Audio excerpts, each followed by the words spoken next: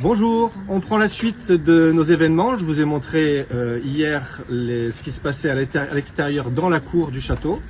Et les fouilles, eh bien, on les poursuit aussi à l'intérieur du logis, mais pas pour montrer et fouiller encore vraiment le logis à proprement parler, mais pour voir ce qui se passe en dessous et avant.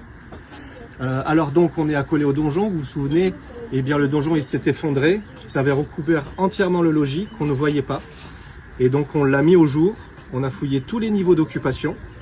Là, on était dans les cuisines avant, donc il y avait des foyers, des choses comme ça, mais je vous en ai déjà parlé dans les vidéos des années précédentes. Et à côté, on avait des petites pièces. Ce sont des petites pièces qui servaient sans doute pour le stockage pour les cuisines. Donc le stockage de denrées pour des graines, jambon et autres mets qui servaient à se nourrir.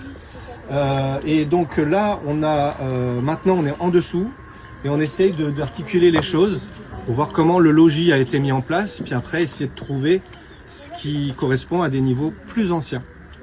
Donc on en est encore au début de tout ça, mais les choses s'articulent et c'est sympa. On retrouve des ancrages de poteaux dans la roche-mère, on retrouve la manière dont les choses vont se mettre en place, notamment par exemple si vous regardez là.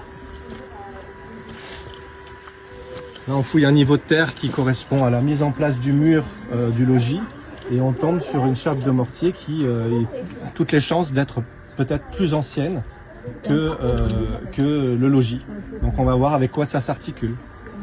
Voilà, donc la suite au prochain épisode. Et soyez fidèles. Merci à vous.